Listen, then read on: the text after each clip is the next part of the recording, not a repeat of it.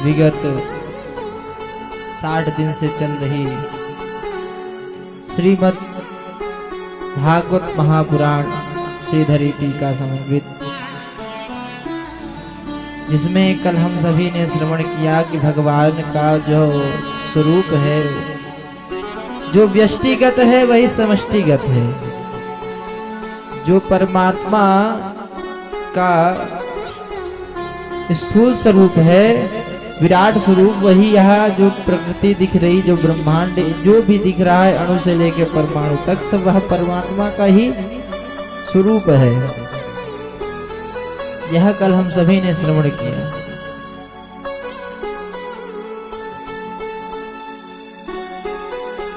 परमात्मा हमें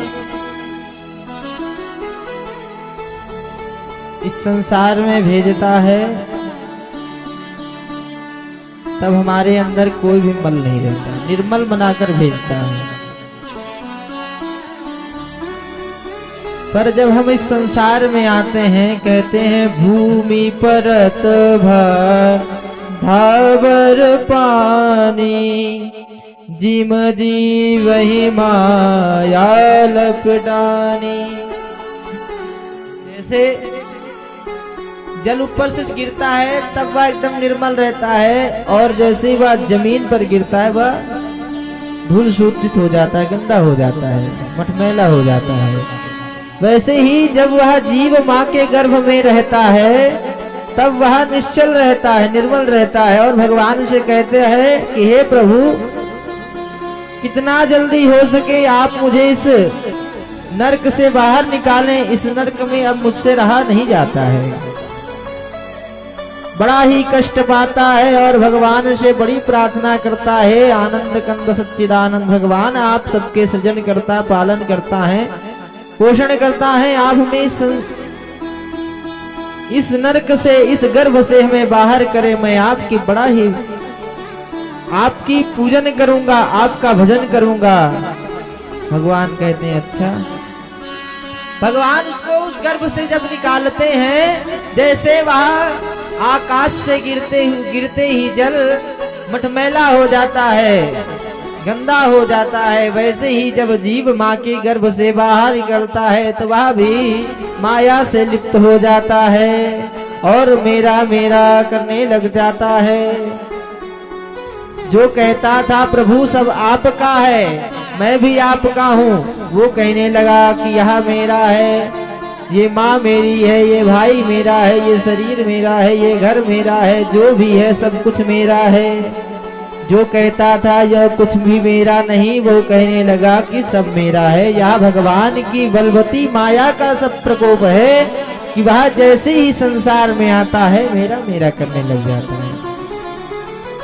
तो इससे बचने का एक ही उपाय है, जब भगवान की माया आपको जकड़ ले तो हमें बचने का एक ही उपाय बचता है, क्योंकि जो मन है वही माया है। मन रचता रहता है कि मैं ऐसे से ऐसा हो जाऊं, ऐसे से ऐसा हो जाऊं, क्योंकि भगवान अमना है। लेकिन भगवान को जब सृष्टि रचनी पड़ी तब भगवान को भी मन का सहारा लेना पड़ा, माया का सहारा लेना पड़ा कि मैं एक से बहुत हो जाऊं। वैसे ही जो हमारा मन है वही माया है, और वह मन कहता है कि मैं बहुत बड़ा आदमी बन जाऊं, बहुत बड़ा धनवान बन जाऊं, मेरे पास कई गाड़ियां हो जाएं, घर हो जाएं, दुनिया का सबसे इकलौता अमीर मैं हो जाऊं। वो कौन कहता है? वह उसके अंदर बैठा जो मन है, इंद्री मन रूपी इंद्री जो है, वही कहती है कि मैं बहुत बड़ा आदमी बन जाऊं। भजन में मन नहीं लगता है। तो यह मन रूपी जो माया है, कहते हैं मन एवं मनुष्याणाम कारणम बंध मोक्ष, बंधन और मोक्ष का कारण केवल ही मन है। तो यह मन रूपी जो घोड़ा है, इसको नियंत्रण में कैसे किया जाएगा? कहते हैं इसका एक ही साधन है, वह है केवल भगवान की कथा। अगर हमारा मन इधर उधर विचलित हो रहा है तो उसको साधने के लिए केवल एक ही उपाय है, वह है भगवान की अमृत रूपी कथा, जिसको श्रवण करने से यह मन हमारा धीरे धीरे हमारे कंट्रोल में आएगा, हमारे नियंत्रण में आएगा। कल गुरुदेव भगवान कह रहे थे जो मन के अधीन हो जाए वह मनुष्य है, और जो मन को अपने अधीन में कर ले वो परमात्मा। कौन? जो मन को अधीन में कर ले वही ईश्वर है, और जो मन के अधीन हो जाए वही जीव है। बस दो ही अंतर है जीव और ईश्वर में।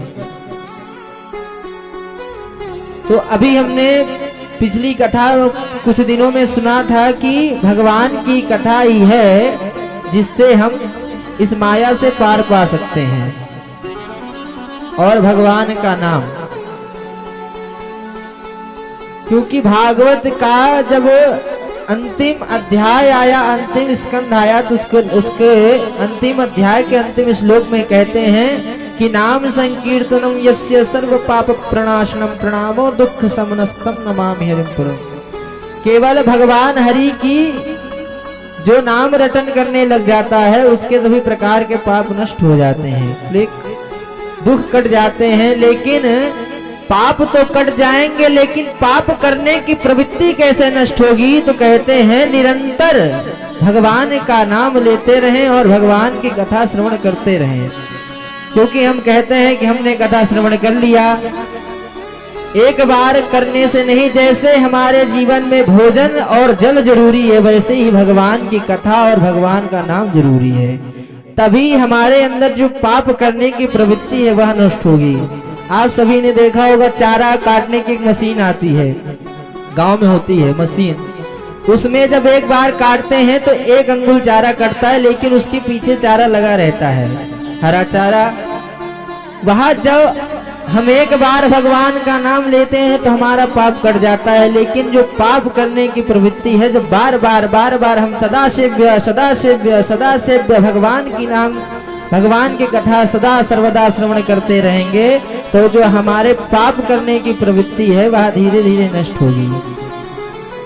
क्योंकि कल गुरुदेव भगवान बता रहे थे मैत्री जी की कथा, अगर उत्तम गुरु और उत्तम संत मिल जाएंगे तभी हम इस 84 लाख योनियों से बचते बचते ही भगवान की शरणागति प्राप्त कर पाएंगे, वरना तो यहीं पे भटकते रह जाएंगे। इसलिए हमें ऐसा नहीं कहना चाहिए कि हमने कथा को श्रवण कर लिया, कहना चाहिए अभी तो हम कुछ नहीं जान पाए हैं, बस उस राह में किंचित थोड़ा मात्र लगे हुए हैं, और प्रभु की कृपा रही तो श्रवण करते रहेंगे। क्योंकि भगवान का नाम ही, भगवान की कथा ही हमारे जीवन को पुष्ट करती है, अन्न शरीर को पुष्ट करती है, पुष्ट करता है। लेकिन भगवान की कथा जो है हमारी, वो आत्मबल पुष्ट करती है। इसलिए हमें हमेशा भगवान की कथा श्रवण करने रहना चाहिए और नाम लेते रहना चाहिए, क्योंकि वही सार है, वही सब सार गर्भित है और वही हमारे काम आएगी। हम सभी गुरुदेव भगवान के श्री चरणों में प्रणाम निवेदित करते हुए कहें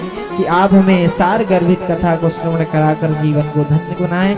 हर हर महादेव।